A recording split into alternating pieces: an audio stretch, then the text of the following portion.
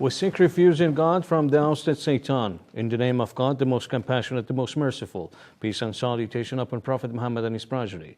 Welcome you again to Quran and Today's Life. As you are following this show, we have talked about the family topic, and we have reached a very important issue. So today, we are with Hujjatul Islam wal Muslimin Dawoodi from Islamic Seminary of Qom, and we are going to talk about this issue more. And as you know, the program is called The Role of the Social Conduct in People's Behavior. So, as I've pointed out before, we are going to talk about the issue of family. We reached to the point about the discord and segregation, separation inside the family. And let's see what Hujjatul Islam wal Muslimin Dawoodi has brought for us today. Assalamu alaikum, welcome to our show, and thanks for your time. Assalamu alaikum, thank you too. I say my hello to the viewers and really thank them for following us and watching us. Inshallah, we are going to have a good discussion. Thank you very much for your time and your presence here. And as you heard, I talked about this matter of discord among the family, or conflicts, or problem. So you have recited a very good verse already, and you say, according to this verse of Holy Quran, we have different messages. So you have pointed one of them. So would you please let us know about the more message of this holy verse? Thank you. Of course. In the name of Allah, most gracious, most merciful. In Surah An-Nisa, the verse number 35, we mentioned a very, very beautiful verse. I explained that every word inside this verse, not only this verse, but the others as well, containing a message. These messages are together showing the way for the family as a basement for the society. I'm going again to recite this verse for the viewers and as a remembrance again, word by word, to explain it and to follow our discussion. The verse says, إن خفتم شقاق بينهما فابعثوا حكما من أهله. To translate it into English, it says, if you fear the separation between the husband and wife, you have to send someone as an arbitrator to the husband and wife, to the family. And this verse is as well show us the characteristic of the arbitrator. One of them must be from the family of the woman, another one from the family of the man. And of course, there is a reason behind it. Hakaman min ahlihi, I explained that this word in Arabic means an arbitrator, a judge from the man's family, and hakaman min ahliha, an arbitrator and judge from the woman's family. The reason behind it shows us that maybe if I refer to someone who is a stranger, he is not kind enough, he doesn't care enough for the family. It is not important for him if they separate or stay together. But because I like my family members, I like my relatives, so I care more about their future. So the Holy Quran says you have to send someone from the man's family and someone from the woman's family. It is very important to have this kind of characteristics. Again, I go back to this miracle of the Holy Quran that I said every word containing the letter. Here says fab'asu. Ib'athu, it is an Arabic word, means you have to send someone. But fa here, fab'asu, shows that immediately I have to do something. Immediately I have to send someone to solve the problem. It is one of the very, I say, precise and exact meaning of the message of this verse. You mean at the beginning supposed to be cooled down and should not go further and should not grow more, is it? Of course, yeah, because maybe the problem has got to its end, and after that maybe they are going to separate and divorce completely. So before they reach to the point that they have to separate from each other, we should do something to stay together, because we say that the family is the root of the society. If they cannot stay to each other, they may have the problem for raising up and, of course, training their children. And, of course, when the children go to the society, they may have some problems too. Of course. To continue the verse, it says, إن خفتم شقاق بينهما فابعثوا حكما من أهله, someone from the man's family, and حكما من أهلها, someone from the woman's family. إن يريد إصلاحا. Here another message comes. So this message shows if they want to solve the problem, يريد إصلاح, it means that by this, of course, background, I should go to the family to solve the problem. Because sometimes the people go to, for example, to make the divorce easily, completely, or so on.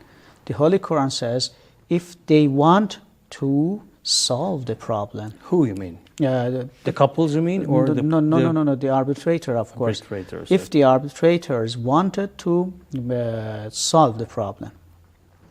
So, to continue the verse, Allah subhanahu wa ta'ala says, يُوَفِّقِ اللَّهُ بَيْنَهُمَا. So, if I have this, thinking in my mind, and I want to be like this, the God, of course, will help those arbitrators, that one of them is from the man's family and the other one is from the woman's family. The God is going to help them. This verse says the way the Allah subhanahu wa ta'ala is going to help them completely. And this is one of the messages of the Holy Quran about the family. I think the topic about the family is going to be enough, because there are many different things left to talk about the family, but because general topic was about the role of the social conduct and the behavior of the people, I think it's better to continue in another way. Okay, thank you. But the rest of thing, you mean, for example, how to conduct in between the children and parents and so on and so forth. So it's better to have it in another programs or something else. Of course, yeah. A separate program is better. Okay, thank you. So let's go to the next topic and next question, which we have here. What is the role of spirituality in elevating the social transactions?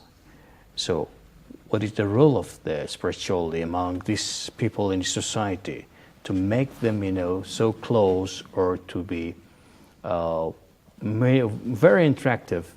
So how we can elaborate this? We talk about the moral messages of the Holy Quran for the family, for the society, and so on. And we said that because these are recommendations of the Holy Quran for the society to be moral, this is something that helps people to be better and have a better life. But one thing remained, For example, I explained before that there should be, some problem happened in his family, and the people, get together to solve the problem. But the holy verse says, "In yurida islahan yuwaffiq Allahu baynahuma, inna Allaha kana aliman hakima." So the intention, which refers to the spirituality, is very important. I have to all the time keep Allah keep God in my mind. I have to mention Allah. In this way, if for the sake of God, I try to do something to solve the problem, in this way, God is going to help me. But if it is not for the sake of God, so I may reach to the goal or I may not. It is very, very important. You see, for example, many other problems is going to happen in the society, and the society just consider, the worldly desires. Okay, this society is not very successful, in his conduct among the others. But if they only consider God, everything that they want to do must be from the God and divine laws. In this way, they can have a better life. They can conduct each other in a better way. Okay, dear audience, let's have a short intermission and break. We'll be back again to you. Stay with us.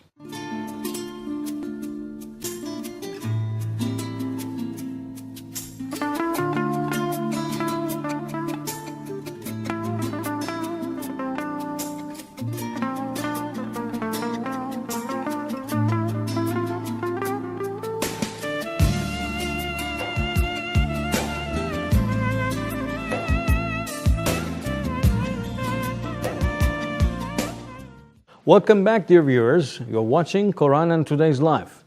We're with Professor Hujjatul Islam wal Muslimin Dawoodi from Holy Seminary Reform. And we were talking about the society and the role of Holy Quran in society. And we have talked about families and different issues. We reach to this question now. It's about in case of crisis and difficulties, how does Holy Quran help us? So let's go to our expert and know about this topic more. Okay, thank you, Professor, and thanks for your time indeed. As you heard, I said about the crisis that we are facing in our life.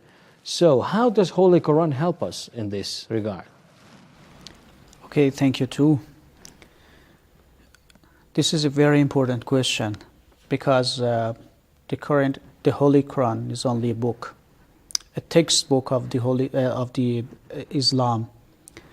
Can the Holy Quran help the people in the society to have a good life, better life, or as you explained, and your question was about the problems of the crisis.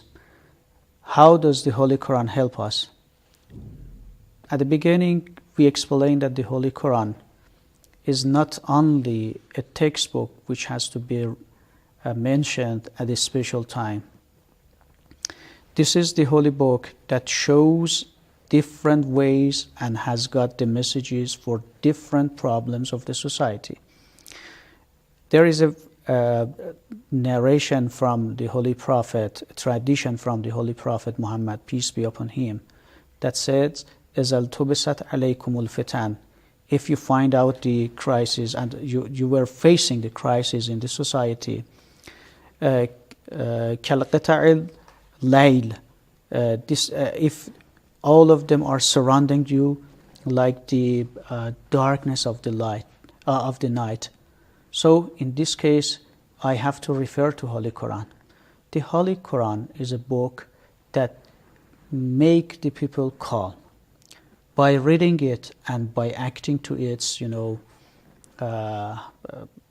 recommendations. The Holy Quran has many, many different, advices for different problems. So every problem which refers to the destiny of the man, which refers to the, having a good life, a better life, the Holy Quran has a message in it. But if, for example, we refer to some other physics or so on, we say, of course, the Holy Quran may have something in it. But we say that this book has come to guide people. So in the way of the people's guidance, everything that is need for the people, the Holy Quran contains it. So, For example, I have a specific issue for this terminal in this regard. For example, nowadays we are facing economical recessions, or we have political tensions growing up in everywhere, more especially in the Middle East, and people are suffering for this, and it's one of the crises and chaos. So, how does Holy Quran can help us in this case? I think maybe as a current issue now in this contemporary time we are involving with, maybe Holy Quran could give us some solution for it. yes, I say that it is very important how to consider this book. If it is a book of guidance or maybe it's something else. In the Holy Quran itself refers to this, issue that says, a verse, ذَلِكَ الْكِتَابُ لَا رَيْبَ فِيهِ هُدًى لِلْمُتَّقِينَ. So it shows that this book is the book of Hidayah, the book of guidance. So everything which refers to the guidance of the people, okay? So these are the things that are inside the book. But you suppose that, for example, we have a financial problem in the society. The Holy Quran is specifically, I do not say that has a solution for it, because it is not referred to the book of guidance. If I want to travel somewhere, first of all, I go and buy a guidebook. This is a guidebook for traveling inside a city and find out these good places for a visitor to visit. But can I ask him, excuse me, I have a problem in my stomach. Can you find the solution inside the book? Say no. This is the book of guidance. So Holy Quran is the book of guidance. It shows us the way to lead to Allah. It shows us the way. So everything which refers to the guidance of the people, of course we say that it is inside the Holy Book and we can refer to it. For example, okay, thank you for your answer. This one was very good. But for example, we are facing some crisis inside the family, as you have elaborated already. And you told us, the family issue, more especially about the couples and wife and husband. So it can be solved by one special verse, you say. So we have different type of crisis in the society. In a small society as family. For example, children are fighting with each other. For example, about the mother and father. So in this crisis, for example, we have broke up with our brothers or sisters. In this term, what does Holy Quran say? Yeah, inside the Holy Book, many different verses are referring to the way that the people inside the society, they interact each other, they face each other. So if one by one we have to say these verses, of course it takes a long time one by one to say these verses, and we can refer to different commentary of Holy Quran that one by one shows the verses in this special topic and issue. But even there are some people who believe that the Holy Quran is not only the book of guidance, it contains many different things. Separately in a session, inshallah, we are going to talk about how the